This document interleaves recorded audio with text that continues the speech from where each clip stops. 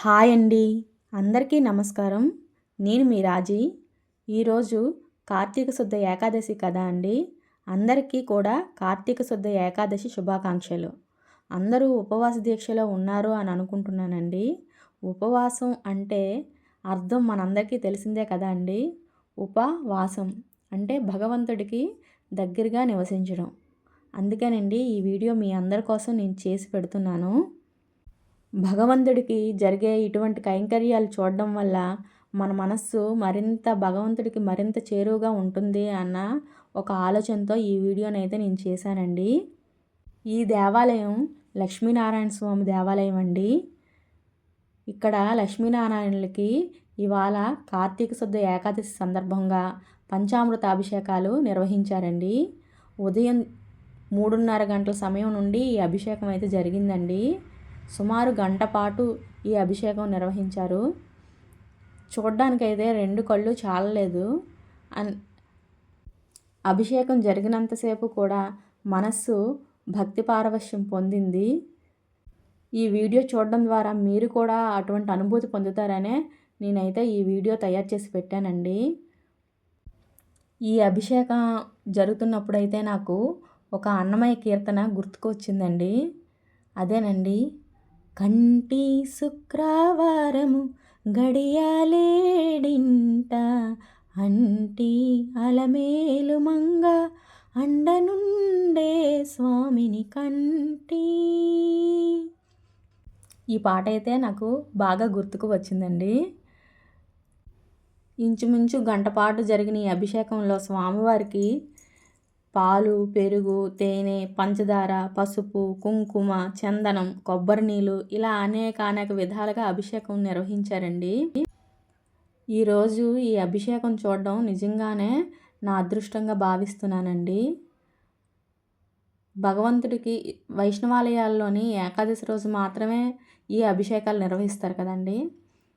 So ఇలాంటి మంచి రోజున అభిషేకం చూడడానికి వెళ్ళడం వల్ల మనస్సు మరింత భక్తి పారవశ్యం పొందింది. మీరు కూడా అలాంటి అనుభూతి చెందుతారనే నేనైతే ఈ వీడియో చేశానండి. చూడండి, లక్ష్మీనారాయణని చూస్తుంటే సాక్షాత్తు వైకుంఠంలో నుండి వచ్చి దేవాలయంలోని స్వామి పూజారుల చేత అభిషేకం జరిపించుకుంటున్నట్టు ఉన్నది కదండి. నా మనసుకైతే అదే భావం కలిగిందండి. మీ మనసులో ఎటువంటి భావం కలిగిందో నాకైతే ఒక కామెంట్ రూపంలో తెలియజేయండి. ఈ పూజ కార్యక్రమం అంతా అయ్యేసరికి అభిషేకం అంతా పూర్తయ్యేసరికి ఇంచుమించు 4:30 టైం అయితే దాటేసిందండి తెల్లవారుజామున. ఇంక ఇంటికి వచ్చేసరికి అయితే 5 అయిపోయింది. చూడండి, ఆ ధూపంలోనైతే లక్ష్మీనారాయణలు నిజంగా ఒకసారి ఏదో మన కోసమే వచ్చినట్టు అనిపించిందండి. చాలా అద్భుతంగా అనిపించింది.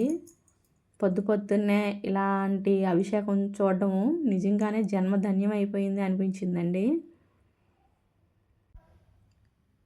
ఈ వీడియో కనుక మీకు నచ్చినట్లయితే నాకు ఒక లైక్ చేయండి, నా వీడియోకి ఒక లైక్ చేయండి. అదేవిధంగా మీ ఫ్రెండ్స్ అండ్ ఫ్యామిలీకి షేర్ చేయండి. ఇలాంటి మంచి రోజుల్లో ఇలాంటి వీడియోలు చూడడం చాలా మంచిది కదండి. మనలో భక్తి తత్వం మరికొంచెం పెరుగుతుంది. ఇక నేనైతే ఇంటికి వచ్చేసరికి 5 అయిపోయిందండి. ఇంటికి వచ్చి నా పూజా కార్యక్రమాలన్నీ నిర్వహించుకున్నాను. ఇవాళ శనివారం ఏకాదశి 2 పడ్డాయి కదండి. అందుచేత నేనైతే మాత్రం వెంకటరమణమూర్తికి పిండి దీపం వెలిగించుకున్నాను. చాలామంది సప్త శనివారాల వ్రతం గట్టా చేస్తూ ఉంటారు కదండి. నాకు అంత శక్తి లేదు. ఏదో భగవంతుడికి నాకు తోచినట్టు ఈ విధంగా ఓ పిండి దీపం వెలిగించుకొని పూజ అయితే చేసుకున్నానండి. ఇంకా దేవాలయంలోనే విష్ణుపారాయణ అన్నీ చేసేసుకున్నాము. గంట సేపు పైనే ఉన్నాం కదా. ఇవాళ అయితే ఏకాదశి ఈ విధంగా జరుపుకున్నానండి. ఈ వీడియో మీకు ఎలా అనిపించిందో ఒక కామెంట్ చేయండి. ప్లీజ్ నా వీడియోని అయితే లైక్ చేయండి. సబ్స్క్రైబ్ చేసుకోవడం మాత్రం మర్చిపోకండి. మళ్ళీ మరో మంచి వీడియోతో మీ ముందుకు వస్తానండి. అంతవరకు సెలవు. బాయ్.